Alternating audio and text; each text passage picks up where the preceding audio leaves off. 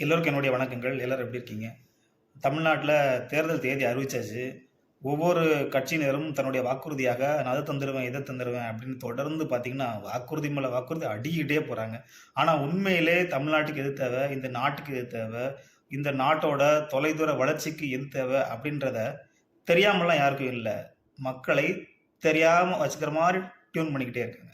அதாவது நேரடியா சொல்லிட்டா நம்ம என்ன பண்ணுவோன்றது தெரிஞ்சிரும் இல்லையா? அதனால என்ன பண்றாங்க அப்டின்னா, "இந்தாங்க வச்சுக்கங்க, இந்தாங்க இத வச்சுக்கங்க, இத வச்சுக்கங்க" அப்படின்னு சொல்லி யாருக்குமே இதெல்லாம் தான் உண்மையிலே தேவை அப்படின்னு எந்த கட்சியினருக்கும் தெரியாமலாம் கிடையாது. அப்படி தெரிஞ்சுட்டா தன்னுடைய பணத்துக்கும், பதவிக்கும் அல்லது அதுக்கு எதுவும் இன்னும் இடையூறு வந்துரும் அப்படின்னு நெனச்சு, நான் 10,000 தரேன், 20,000 தரேன், 50,000 தரேன், 5,000 தரேன், 8,000 தரேன் அப்படின்னு சொல்லி பணத்தையே விதைச்சுக்கிட்டு இருக்காங்க. அப்படி பார்த்தீங்கன்னா, உண்மையிலே மக்களுக்கு எது தேவை? இந்த நாட்டுக்கு எது தேவை? அப்படின்னா, அதை நோக்கி பயணம் பண்ணா தான் அது ஒரு தொலைதூரமா ஒரு வெற்றி நோக்கிய பயணமா இருக்க முடியும்.